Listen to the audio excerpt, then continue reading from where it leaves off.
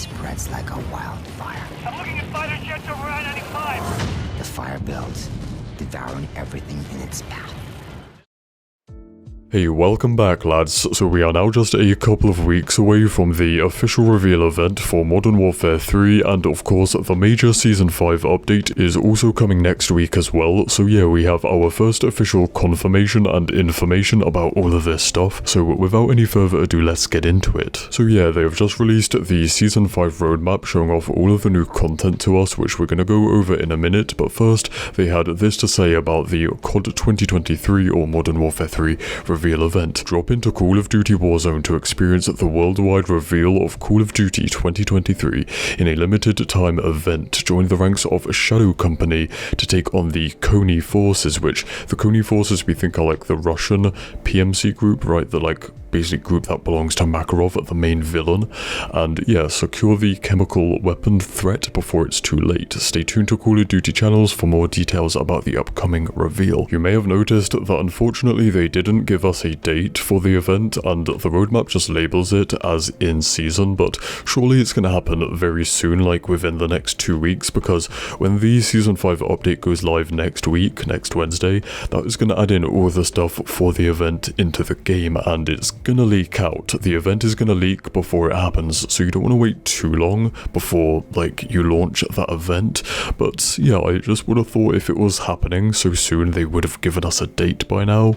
So I don't know, I guess we'll just have to stay tuned. Anyways, moving on to the multiplayer content, we have 2 new multiplayer DLC maps coming right away. The first is Punta Mar, which is a location from Las Almas, the Modern Warfare 3 Warzone map that is, you know, basically based on Mexico. And we also have Strike, which isn't actually new, it's a remaster of the classic COD 4 map, and there is going to be another new map during the season, so yeah, that's pretty standard for multiplayer maps, but there aren't any ground war maps or battle maps, which is strange because we've normally every season had 2 ground war maps, but I guess that kind of makes up for it, right? We've had more than we expected already, so maybe they just don't want to give us any more. Moving down the roadmap, there are some new modes and events. Big Capture the Flag might be interesting because, well, as the name suggests, it's a ground war version of Capture the Flag, which I think might be pretty cool.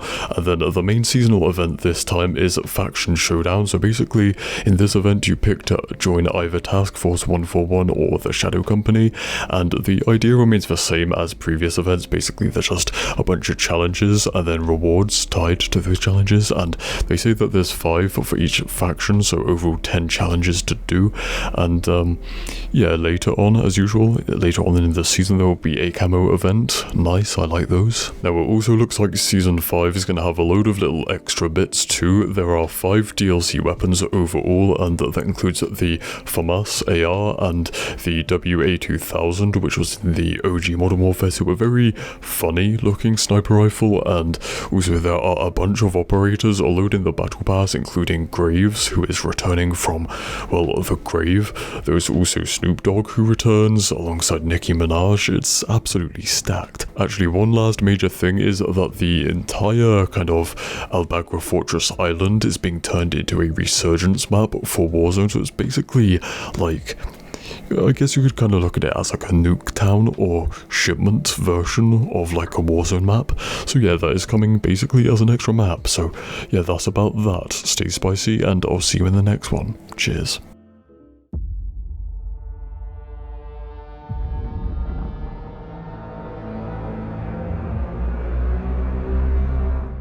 Shadow himself. Heard you died in an attack in South America. What else you heard?